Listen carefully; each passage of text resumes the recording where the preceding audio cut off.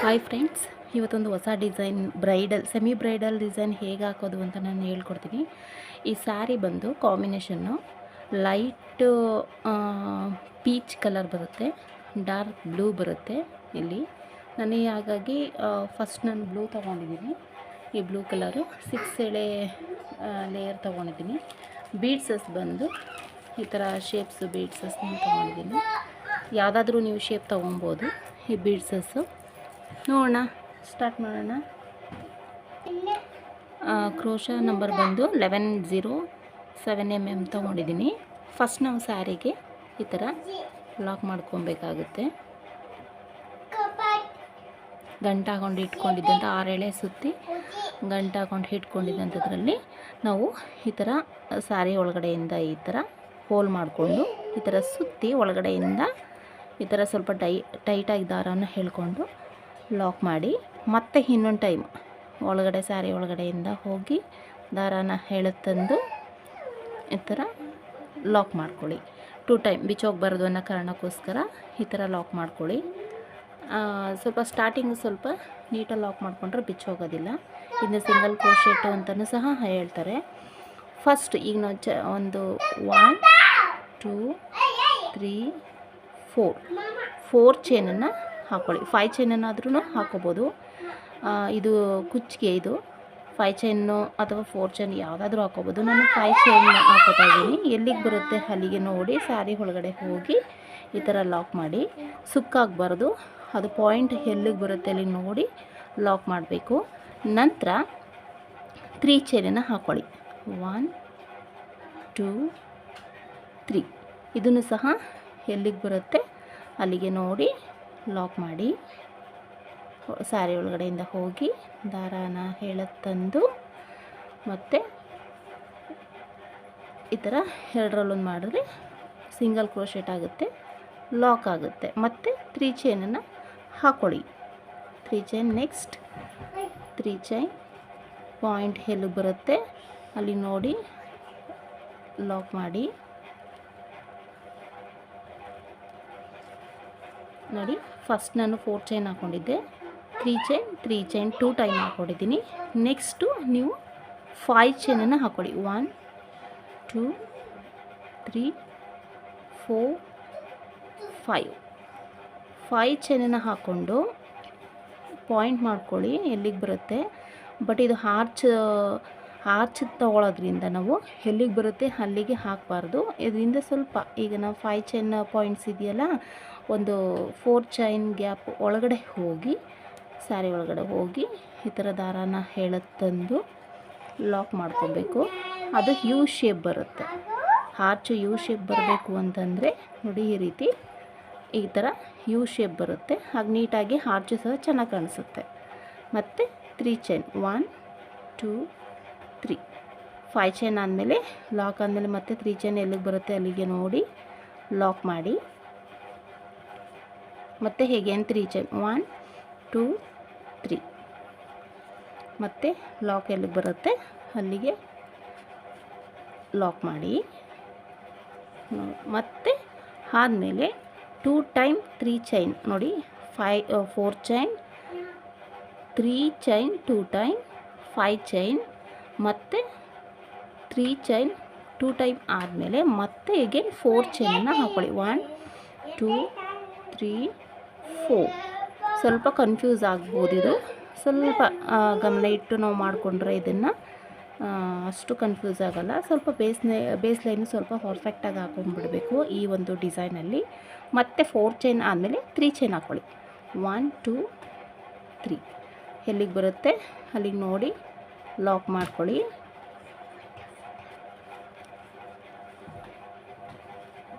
1 2 3 ಎಲ್ಲಿಗೆ ಬರುತ್ತೆ ಅಲ್ಲಿಗೆ ನೋಡಿ ಲಾಕ್ ಮಾಡಿ. ಈಗ 5 ಚೈನನ್ನು ಹಾಕ್ಕೊಳ್ಳಿ.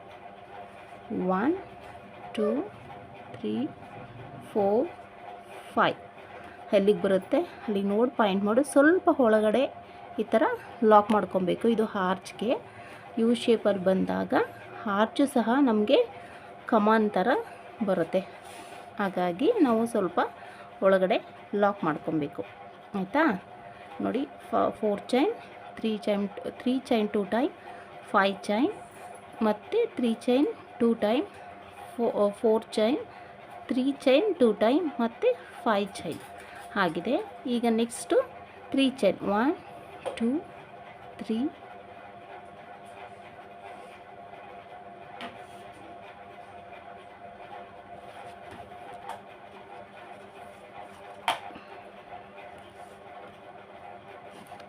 3 ಚೈನ್. ಹೀಗೆ ಸ್ಯಾರಿ ಪೂರ್ತಿ ನೀವು ಕಂಪ್ಲೀಟ್ ಮಾಡ್ಕೊಂಬರ್ಬೇಕಾಗುತ್ತೆ.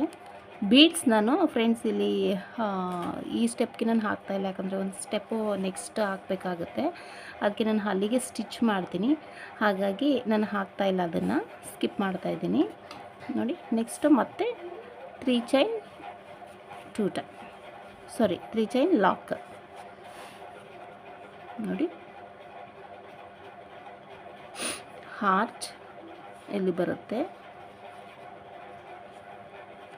ಇಲ್ಲಿಗೆ, ನೋಡಿ ಆರ್ಚ್ ಇಲ್ಲಿ ಬರುತ್ತೆ, ಇಲ್ಲಿ ಬರುತ್ತೆ, ಇಲ್ಲಿ 4 ಚೈನ್ ಇದೆ, 3 ಚೈನ್ ಇದೆ. ನೆಕ್ಸ್ಟ್ ಈಗ ನಾವು 4 ಚೈನನ್ನು ಹಾಕ್ಕೊಳ್ಬೇಕಾಗುತ್ತೆ. ಇದೇ ರೀತಿ ಸ್ಯಾರಿ ಪೂರ್ತಿ ಮಾಡ್ಕೊಂಡು ಬನ್ನಿ.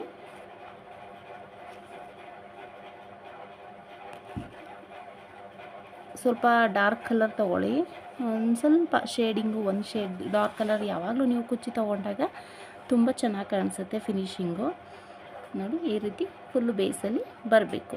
ನಾನು ಫುಲ್ಲು ಸ್ಯಾರಿ ಪೂರ್ತಿ ಮಾಡಿ ನೆಕ್ಸ್ಟ್ ಸ್ಟೆಪ್ಪು ಹೇಗೆ ಅಂತ ತೋರಿಸ್ತೀನಿ ಫ್ರೆಂಡ್ಸ್. ಇಲ್ಲಿ ಲಾಸ್ಟಲ್ಲಿ ಬಂದು ನಾನು ನೋಡಿ ಇಲ್ಲಿ 4 ಚೈನ್ 3 ಚೈನ್ 5 ಚೈನ್ ಮತ್ತು 3 ಚೈನ್ ಹಾಕ್ಕೊಂಡಿದ್ದೀನಿ. ಮತ್ತೆ 3 ಚೈನ್ ಹಾಕ್ಕೊಳ್ಳಿ. ಸ್ವಲ್ಪ ಲಾಸ್ಟಲ್ಲಿ ನೀವು ಒಂದು ಸ್ವಲ್ಪ ಅಡ್ಜಸ್ಟ್ ಮಾಡಿಕೊಂಡು ಈ ರೀತಿ ಲಾಸ್ಟ್ ಎಂಡಿಂಗ್ ಕೊಡಬೇಕಾಗುತ್ತೆ. ಸ್ಯಾರೀಸು ಕೆಲವೊಂದು ಲೆಂತ್ ಇರುತ್ತೆ, ಕೆಲವೊಂದು ಶಾರ್ಟ್ ಇರುತ್ತೆ, ಹಾಗಾಗಿ ಸ್ವಲ್ಪ ನೀವು ಅಡ್ಜಸ್ಟ್ ಮಾಡ್ಕೊಳ್ಳಿ. ನೋಡಿ ಈಗ 4 ಚೈನ್ ಹಾಕ್ಕೊಳ್ಳಿ. ನನಗೆ ಕರೆಕ್ಟಾಗಿ ಬಂದಿದೆ ಇಲ್ಲಿ ಮೆಜರ್ಮೆಂಟು. ಈ ಸ್ಯಾರೀಸ್ಗೆ ಸ್ವಲ್ಪ ಈ ಥರ ಅಡ್ಜಸ್ಟ್ ಮಾಡಿಕೊಂಡು ಲಾಸ್ಟ್ವರೆಗೂ ಮತ್ತೆ ಇನ್ನೊಂದು ಸಿಂಗಲ್ ಕ್ರೋಶ ಹಾಕ್ಕೊಡಿ. ಹಾಕಿದ್ಮೇಲೆ 2 ಚೈನ್ ಹಾಕ್ಕೊಳ್ಳಿ. 1 2 ಇದನ್ನು ಕಟ್ ಮಾಡಿದ್ರೆ ನಮ್ಮ ಕಡೆಗೆ ಹೇಳ್ಕೊಂಬಿಟ್ರೆ ಟೈಟ್ ಆಗಿಬಿಡುತ್ತೆ ಥ್ರೆಡ್ಡು. ಈ ರೀತಿ ಲಾಸ್ಟ್ ಹೆಂಡಿಂಗು ಬರುತ್ತೆ. ನೋಡಿ ಕರೆಕ್ಟಾಗಿ ಹೆಂಡಾಗಿದೆ. ಕೆಲವೊಂದು ಸ್ಯಾರೀಸು ಹೆಂಡಾಗೋದಿಲ್ಲ. ನೀವು ಆದಷ್ಟು ಸ್ವಲ್ಪ ಇಲ್ಲಿ ಈ ಒಂದು ಲೆಂತ್ ಬಂದಾಗ ಇಲ್ಲಿವರೆಗೆ ಅಡ್ಜಸ್ಟ್ ಮಾಡಿ. ಈ ಲಾಸ್ಟಲ್ಲಿ ಇಲ್ಲಿ ಈ ಒಂದು 5 ಚೈನ್ಸ್ ನಿಮಗೆ ಸ್ವಲ್ಪ ಕಾಣಿಸ್ತಾ ಇರ್ಬೋದು. ಆರ್ಚು ಇದೆಲ್ಲ ಆರ್ಚು ಬಂದು ಬೇಸ್ ಸ್ವಲ್ಪ ಟಫ್ ಅನಿಸುತ್ತೆ. ನೀವು ಒಂದು ಸ್ವಲ್ಪ ಗಮನ ಇಟ್ಟು ಈ ಥರ ಒಂದು ಹಾಕೊಂಬಿಟ್ರೆ ಅದು ಯಾವುದೇ ಥರ ಕನ್ಫ್ಯೂಸ್ ಆಗೋದಿಲ್ಲ.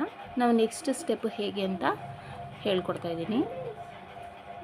ಸೇಮ್ ನಾವು ಫಸ್ಟ್ ಲಾಕ್ ಮಾಡಿರ್ತೀವಲ್ಲ ಅದೇ ಪಾಯಿಂಟ್ಗೆ ಹೋಗಿ ಸಿಂಗಲ್ ಕ್ರೋಶೆಟ್ ಮಾಡಿರ್ತೀವಲ್ಲ ಅದೇ ಪಾಯಿಂಟ್ಸ್ಗೆ ಹೋಗಿ ದಾರಾನ ತಂದು ಸ್ವಲ್ಪ ಟೈಟ್ ಮಾಡ್ಕೊಳ್ಳಿ.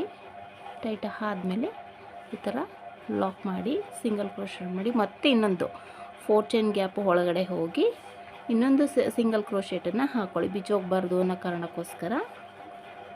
ಇದಾದಮೇಲೆ ಸೇಮ್ 4 ಚೈನ್ ಹಾಕ್ಕೊಳ್ಳಿ. 1 2 3. ನಾನು ಆಲ್ರೆಡಿ ಒಂದು ಸಾರಿ ಸಿಂಗಲ್ ಕ್ರೋಶೆಟ್ ಮಾಡಿರೋದ್ರಿಂದ ಮೋಸ್ಟ್ಲಿ ಇದಕ್ಕೆ 3 ಚೈನ್ ಮಾತ್ರ ಹೆಂಡಾಗುತ್ತೆ ನೋಡಿ.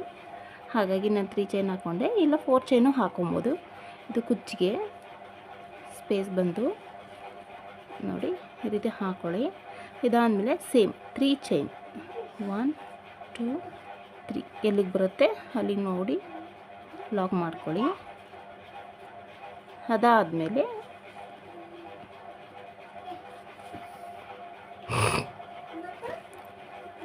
ತ್ರೀ ಚೈನ್ ಒಳಗಡೆ ಹೋಗಿ ಒಂದು ಸಿಂಗಲ್ ಕ್ರೋಶೆಟನ್ನು ಹಾಕ್ಕೊಳ್ಳಿ. ಅನ್ನೆಸೆಸರಿ ಹಾಕ್ಕೋಬೋದು, ಹಾಕ್ಕೊಳ್ದೇನೂ ಇರ್ಬೋದು, ಅದು ಏನು ತೊಂದರೆ ಇಲ್ಲ. ನಾನು ಸ್ವಲ್ಪ ಫಿನಿಶಿಂಗ್ ಚೆನ್ನಾಗಿ ಬರಲಿ ಅಂತ ಹೇಳಿ ಲಾಕ್ ಮಾಡಿದ್ದೀನಿ. ಮತ್ತು ಇಲ್ಲಿ ನೀವು ಈ ಆರ್ಚಲ್ಲಿ ಡಬಲ್ ಕ್ರೋಶೆಟನ್ನು ಮಾಡ್ಕೊಬೇಕಾಗುತ್ತೆ.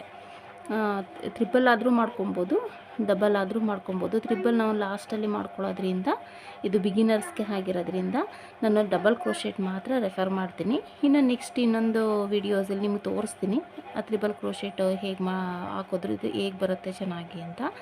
ನೋಡಿ, ಎರಡರಲ್ಲೊಂದು ಕ್ರೋಶದ ಮೇಲೆ ದಾರ ಸುತ್ತಕೊಂಡು ಈ ಆರ್ಚ್ ಒಳಗಡೆ ಹೋಗಿ ದಾರನ ಹೇಳುತ್ತಂದರೆ 3 ಟೈಮ್ ಆಗುತ್ತೆ. ಆಗ ನೀವು ಎರಡರಲ್ಲೊಂದು ಮತ್ತು ಎರಡರಲ್ಲೊಂದು ದಾರವನ್ನು ಹೇಳುತ್ತಿರಬೇಕು. ಹೀಗೆ ಆ ಒಂದು ಪೂರ್ತಿ ಈ ಆರ್ಚನ್ನು ಕಂಪ್ಲೀಟ್ ಮಾಡ್ಕೊಬೇಕು. ನೋಡಿ, ಒಂದೇ ಮೆಜರ್ಮೆಂಟಲ್ಲಿ ಹೇಳ್ಕೊಳ್ಳಿ. ನೀವು ಈ ಒಂದು ದಾರನ ಹೇಳ್ಕೊತಿರಲ್ಲ, ಈ ಮೆಜರ್ಮೆಂಟು ಒಂದು ಕರೆಕ್ಟಾಗಿರಬೇಕು. ಆಗ ಆರ್ಚ್ ಕರೆಕ್ಟಾಗಿ ಯು ಶೇಪಲ್ಲಿ ಬರುತ್ತೆ.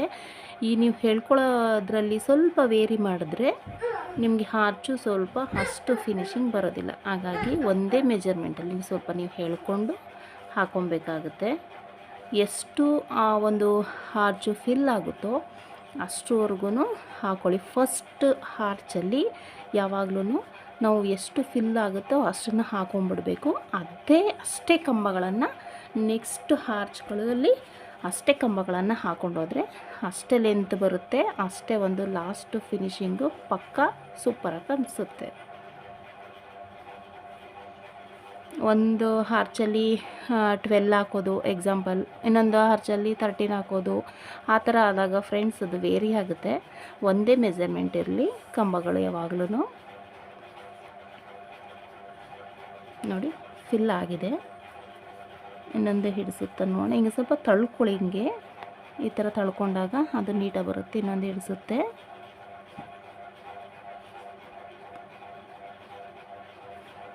ಎಷ್ಟಾಗಿದೆ ನೋಡೋಣ. 1 2 3 4 5 6 7 8 9 10 11 12 13. ಇನ್ನೂ ಒಂದು ಹಾಕೋಬೋದು. 14ಗೆ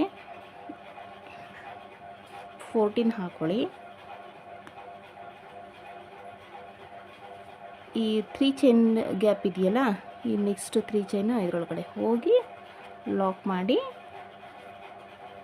ಮತ್ತು ಈ ನಾವು ಸಿಂಗಲ್ ಕ್ರೋಶೆಟ್ ಮಾಡಿರ್ತೀವಲ್ಲ ಅದರೊಳಗಡೆ ಹೋಗಿ ಇನ್ನೊಂದು ಸರಿ ಲಾಕ್ ಮಾಡಿ.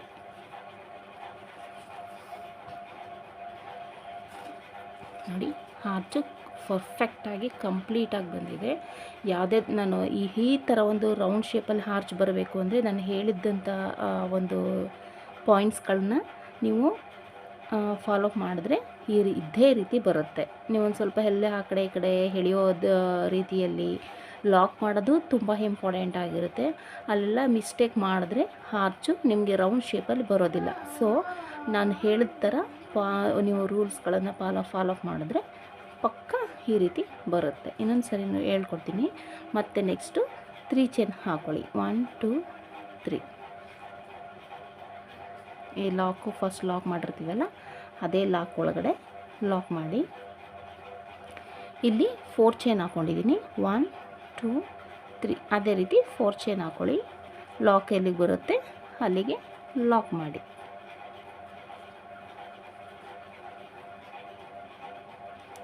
ನೋಡಿ, ಮತ್ತೆ 3 ಚೈನ್ 1 2 3. ಲಾಕ್ ಎಲ್ಲಿಗೆ ಬರುತ್ತೆ ಅಲ್ಲಿಗೆ ಲಾಕ್ ಮಾಡ್ಕೊಬೇಕು. ಮತ್ತು 3 ಚೈನ್ ಒಳಗಡೆ ಹೋಗಿ ಒಂದು ಸಿಂಗಲ್ ಕ್ರೋಶೆಟನ್ನು ಮಾಡಿ ನೆಕ್ಸ್ಟು ಕ್ರೋಶದ ಮೇಲೆ ದಾರನ ಎಳೆತಂದು ಆರ್ಚ್ಗೆ ಅಂತ ನಾವು 5 ಚೈನ್ ಹಾಕ್ಕೊಂಡಿದ್ದೀವಲ್ಲ ಅದರೊಳಗಡೆ ಹೋಗಿ ಈ ರೀತಿ ಎರಡರಲ್ಲೊಂದು ಮತ್ತು ಸೂಜಿ ಮೇಲೆ ಕ್ರೋಶ ಮೇಲೆ ದಾರವನ್ನು ಸುತ್ತಕೊಂಡು ಆರ್ಚ್ ಒಳಗಡೆಯಿಂದ ಹೋಗಿ ದಾರ ಎಳೆತಂದು ಎರಡರಲ್ಲೊಂದು ಇದೇ ರೀತಿ ಮಾಡಬೇಕು. ಪೂರ್ತಿ ನಾವು ಫಸ್ಟು 14 ಆರ್ಚ್ ಕಂಬಗಳನ್ನು ಹಾಕ್ಕೊಂಡಿದ್ದೀವಿ ಆರ್ಚ್ ಫಿಲ್ ಮಾಡೋದಕ್ಕೆ. ಇಲ್ಲೂ ಸಹ 14 ಕಂಬಗಳನ್ನೇ ಹಾಕ್ಕೊಬೇಕು. ಆಗೆಲ್ಲ ಆರ್ಚು ಒಂದೇ ಲೆವೆಲ್ ಬರುತ್ತೆ. ನೋಡಿ, ಈ ರೀತಿ ಹೇಳ್ಕೊಳ್ಳೋದ್ರಲ್ಲಿ ನೀವು ಸ್ವಲ್ಪ ಕರೆಕ್ಟ್ ಮೆಜರ್ಮೆಂಟ್ ನೋಡ್ಕೊಳ್ಳಿ.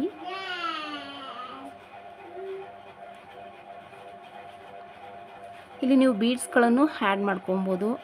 3 mm ಬೀಡ್ಸಸ್ಸು. ನಾನು ಇಲ್ಲಿ ಸ್ವಲ್ಪ ಬೀಡ್ಸ್ ವರ್ಕು ನಾರ್ಮಲ್ ಆಗಿರಬೇಕು ಅಂತಂದಿದ್ದಕ್ಕೆ ನೆಕ್ಸ್ಟ್ ಸ್ಟೆಪ್ಪಲ್ಲಿ ತೊಗೊತಾ ಇದ್ದೀನಿ. ಈ ಸ್ಟೆಪ್ಪಲ್ಲಿ ನಾನು ತೊಗೊಂಡಿಲ್ಲ. ತೊಗೊಬೋದು ನೀವು ಇದರಲ್ಲಿ. ಇಲ್ಲಿ ಬೀಡ್ಸನ್ನು ಆ್ಯಡ್ ಮಾಡ್ಬೋದು. ಇಲ್ಲ ಲಾಸ್ಟಲ್ಲಿ ನಾನು ಸ್ಟೋನ್ ಚೈನ್ ಅಥವಾ ಬಾಲ್ ಚೈನ್ ಬರುತ್ತಲ್ಲ ಆ ಥರದ್ದನ್ನು ಆ್ಯಡ್ ಮಾಡ್ತೀನಿ ಅಂದ್ರೂ ಸಹ ನೀವು ಆ್ಯಡ್ ಮಾಡ್ಕೊಬೋದು. ನಾನು ಬೇಡ ಅಂತ ಸ್ಕಿಪ್ ಮಾಡಿದ್ದೀನಿ. ಈ ರೀತಿ ಸ್ವಲ್ಪ ಒಳಗಡೆ ಈ ಇದನ್ನು ತಳ್ಕೊಳ್ಳಿ ಹೀಗೆ.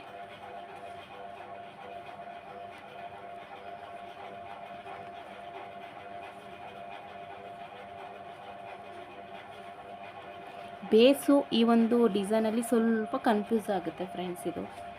ಆದರೆ ನೆಕ್ಸ್ಟ್ ಸ್ಟೆಪ್ಸ್ ಎಲ್ಲ ನಾರ್ಮಲಾಗೆ ಎಲ್ಲ ಡಿಸೈನಲ್ಲಿ ಹೇಗೆ ಬರುತ್ತೆ ಹಾಗೆ ಬರುತ್ತೆ. ಸ್ವಲ್ಪ ಆದಷ್ಟು ಇನ್ನು ಥರ್ಡ್ ಸ್ಟೆಪ್ಪಲ್ಲಿ ಸ್ವಲ್ಪ ಚೇಂಜಸ್ ನೋಡ್ಬೋದು. ಈ ಮಾಮೂಲಿ ಆರ್ಚು ಎಲ್ಲರೂ ಎಲ್ಲ ಡಿಸೈನ್ಗೂ ಹೇಗೆ ಮಾಡ್ತೀವಿ ಅದೇ ರೀತಿ ಮಾಡ್ಕೊಬೋದು, ಅಷ್ಟೇನು ಟಫ್ ಅನಿಸೋದಿಲ್ಲ. ನೋಡಿ 14 ಬಂದಿದೆಯಾ ನೋಡ್ಕೊಬೇಕು. 1 2 3 4 5 6 7 8 9 10 11 12 13 ಇನ್ನೊಂದು ಕಂಬ ಹಾಕಬೇಕಾಗುತ್ತೆ. 14 3 ಚೈನ್ ಒಳಗಡೆ ಹೋಗಿ ಲಾಕ್ ಮಾಡಿ, ಮತ್ತು ಲಾಕ್ ಎಲ್ಲಿದೆ ಅಲ್ಲೂ ಸಹ ಹೋಗಿ ಲಾಕ್ ಮಾಡಿ. ನೋಡಿ ಈಗ ಸ್ವಲ್ಪ ಈ ಥರ ಮಾಡ್ಕೊಂಬಿಡ್ಬೇಕು. ನೋಡಿ ಒಂದೇ ಮೆಜರ್ಮೆಂಟು, ಲೆಂತ್ ಬಂದು ಒಂದೇ ಮೆಜರ್ಮೆಂಟಲ್ಲಿ ಬರುತ್ತೆ. ಆರ್ಚು ಯು ಶೇಪಲ್ಲಿ ಸಹ ಬರುತ್ತೆ. ಸ್ವಲ್ಪ ಆ ಕಡೆ ಈ ಕಡೆ ಈ ಥರ ಹೋಗಿದ್ರೆ ಈ ಥರ ನೀವು ಮಾಡ್ಕೊಬೋದು. ನೋಡಿ ಹೀಗೆ ಸ್ಯಾರಿ ಪೂರ್ತಿ ಮಾಡ್ಬಿಟ್ಟು ನಿಮಗೆ ನೆಕ್ಸ್ಟ್ ಸ್ಟೆಪ್ಪು ಹೇಗೆ ಬರುತ್ತೆ ಅಂತ ನಾನು ಹೇಳ್ಕೊಡ್ತೀನಿ ಫ್ರೆಂಡ್ಸ್. ಇದು ಇಷ್ಟು 4 ಚೈನ್ಸಸ್ ಈ ಥರ ಆಗಿದೆ.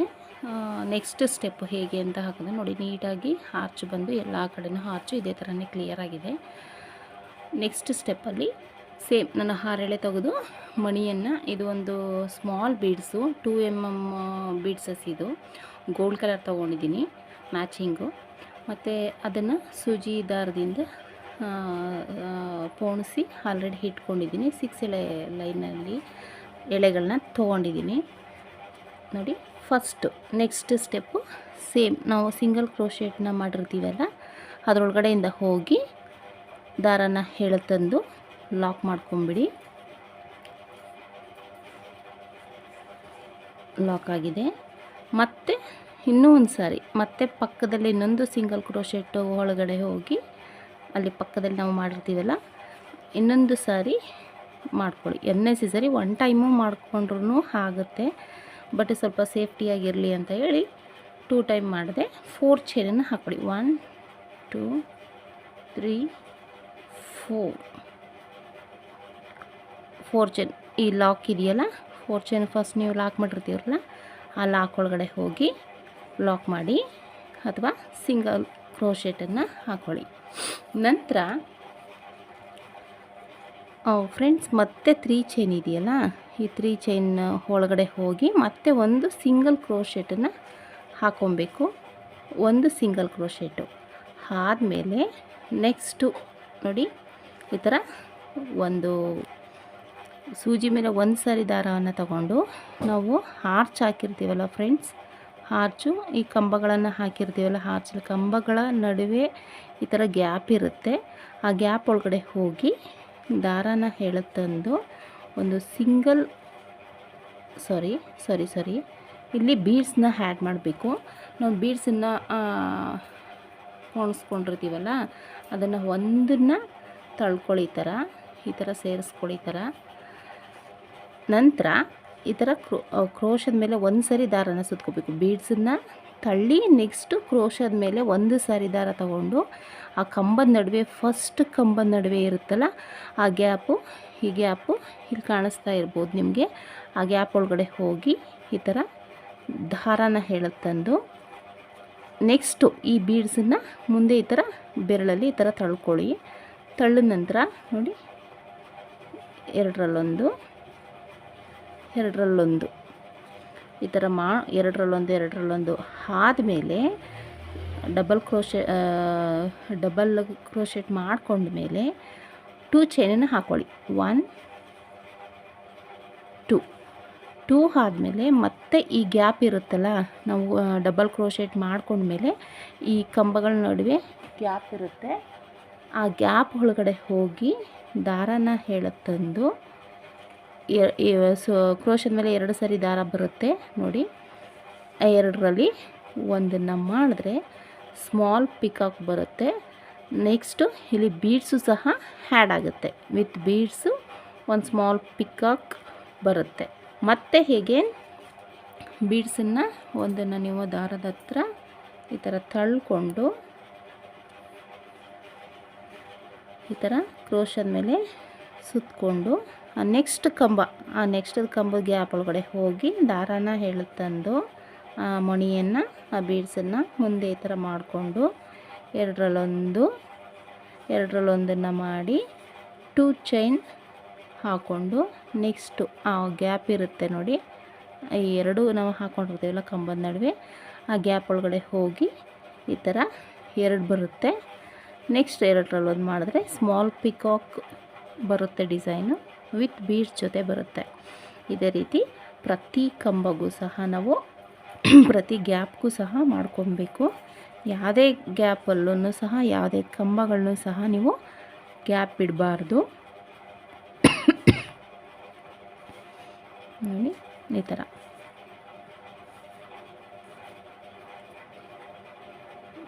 ಥರ ಒಳಗಡೆ ಹೋಗಿ ತಂದು ಮತ್ತೆ ಬೀಡ್ಸನ್ನು ಆ್ಯಡ್ ಮಾಡ್ಕೊಳ್ಳಿ. ಮತ್ತು ದಾರನ ಸುತ್ತಕೊಂಡು ನೆಕ್ಸ್ಟ್ ಕಂಬದ ಗ್ಯಾಪು ಒಂದು ಕಂಬದು ಸ್ಕಿಪ್ ಮಾಡಿದ್ರೂ ಆ ಡಿಸೈನ್ ಲಾಸ್ಟು ಇದೇ ಹೊರಟೋಗ್ಬಿಡುತ್ತೆ ಫಿನಿಶಿಂಗು. ಹಾಗಾಗಿ ಯಾವುದೇ ಕಂಬಗಳನ್ನು ಸ್ಕಿಪ್ ಮಾಡಬೇಡಿ. ಪ್ರತಿ ಕಂಬಕ್ಕೂ ನೀವು ಈ ಥರ ಪಿಕಾಕ್ ಡಿಸೈನನ್ನು ಹಾಕ್ಕೊಳ್ತಾ ಬನ್ನಿ. ಫಿನಿಶಿಂಗ್ ತುಂಬ ಚೆನ್ನಾಗಿ ಬರುತ್ತೆ. ಮತ್ತು ಹೇಗೆ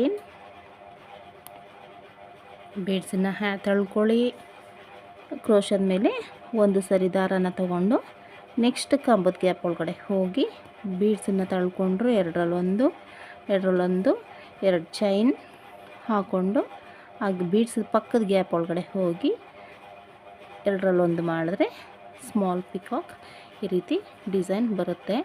ಈ ಮಣಿಗಳು ಸಹ ಈ ಬೀಡ್ಸು ಒಂದೇ ಲೆವೆಲಿಗೆ ಕೂತ್ಕೊಳ್ಳುತ್ತೆ. ನೀವೇನೋ ಆ ಕಡೆ ಈ ಕಡೆ ಬೇರೆ ಇದರಲ್ಲಾದರೆ ಸ್ವಲ್ಪ ನಾವು ವೇರಿ ಆಗುತ್ತೆ, ಸ್ವಲ್ಪ ನಾವು ಬೆರಳಲ್ಲಿ ಅಡ್ಜಸ್ಟ್ ಮಾಡಬೇಕಾಗುತ್ತೆ.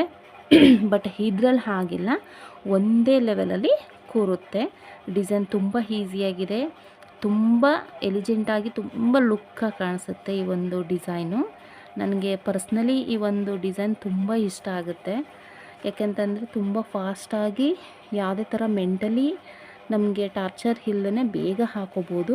ಪ್ಲಸ್ ಲುಕ್ ಅಂತೂ ತುಂಬ ಸೂಪರಾಗಿ ಕಾಣಿಸುತ್ತೆ.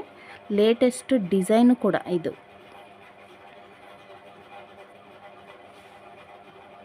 ನೋಡಿ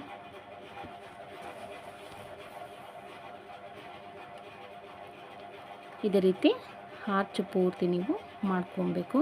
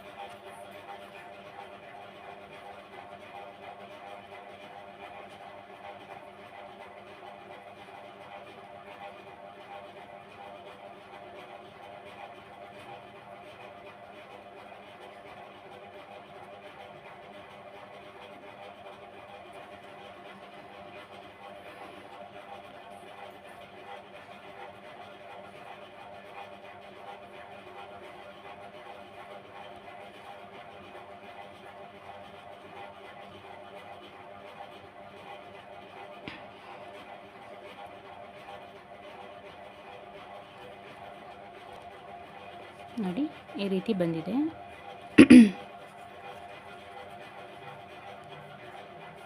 ಎಷ್ಟು ಚೆನ್ನಾಗಿ ಕಾಣಿಸ್ತಾ ಇದೆ. ಈ ರೀತಿ ಈ ಥರ ಫೋಲ್ಡ್ ಆಗುತ್ತೆ, ಬಟ್ ನಾವು ಇಲ್ಲಿ ಲಾಕ್ ಮಾಡಿದಾಗ ಸರಿ ಹೋಗುತ್ತೆ. ಇಲ್ಲಿ 4 ಚೈನ್ ಇದೆಯಲ್ಲ, ಆ 4 ಚೈನ್ ಒಳಗಡೆ ಹೋಗಿ ಲಾಕ್ ಮಾಡಿ, ಮತ್ತೆ ನಂತರ ಲಾಕ್ ಆಗಿರುತ್ತಲ್ಲ ಆ ಸ್ಪೇಸಲ್ಲಿ ಹೋಗಿ ಮತ್ತೆ ಲಾಕ್ ಮಾಡಿ, ಮತ್ತು 1 2 3 4 ಮತ್ತು ಈ ಒಂದು 4 ಚೈನ್ ಗ್ಯಾಪಲ್ಲಿ ನಾವು ಲಾಕ್ ಮಾಡಿರ್ತೀವಲ್ಲ, ಸಿಂಗಲ್ ಕ್ರೋಶೆಟ್ ಹಾಕಿರ್ತೀವಲ್ಲ ಅದರೊಳಗಡೆ ಹೋಗಿ ಲಾಕ್ ಮಾಡಿ. ಇದೇ ರೀತಿ ಈ ಒಂದು ಸ್ಯಾರೀಸ್ ಹಿಂಗೆ ಬರುತ್ತೆ.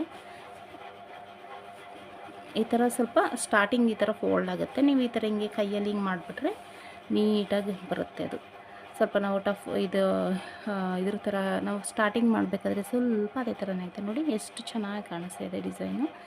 ಮತ್ತು ಹಾರ್ಚು ನಾನು ಹೇಳ್ದಂಗೆ ಕರೆಕ್ಟಾಗಿ ಈ ಥರ ಸರ್ಕಲಲ್ಲಿ ಬರುತ್ತೆ. ನಾನು ಟಿಪ್ಸ್ಗಳನ್ನ ನೀವು ಯೂಸ್ ಮಾಡಬೇಕು. ಅದೇ ರೀತಿ ಬಂದಾಗೆ ನೋಡಿ ಹಾರ್ಚು ಕರೆಕ್ಟಾಗಿ ಬಂದಿದೆ. ಮತ್ತು ಬೀಡ್ಸಸ್ಸು ಕರೆಕ್ಟಾಗಿ ಲೈನಲ್ಲಿ ಒಂದೇ ಶೇಪಲ್ಲಿ ಒಂದೇ ಹ್ಯಾಂಗಲಲ್ಲಿ ಇದೆ. ಎಷ್ಟು ಚೆನ್ನಾಗಿ ಕಾಣಿಸ್ತಾ ಇದೆ. ಒಂದು ಪಿಕಾಕ್ ಡಿಸೈನು ತುಂಬ ಈ ಮದುವೆ ಸ್ಯಾರೀಸ್ಗಳಿಗೆಲ್ಲ ಸಹ ನಾವು ಈ ಥರ ಹಾಕ್ಬೋದು. ಸ್ಯಾರಿ ಪೂರ್ತಿ ಹಾಕಿ ನಿಮಗೆ ಕುಚ್ಚನ್ನು ಕಟ್ಟಿ ಹೇಗೆ ಕಾಣಿಸುತ್ತೆ ಅಂತ ನಿಮಗೆ ತೋರಿಸ್ತೀನಿ. ನಿಮಗೆ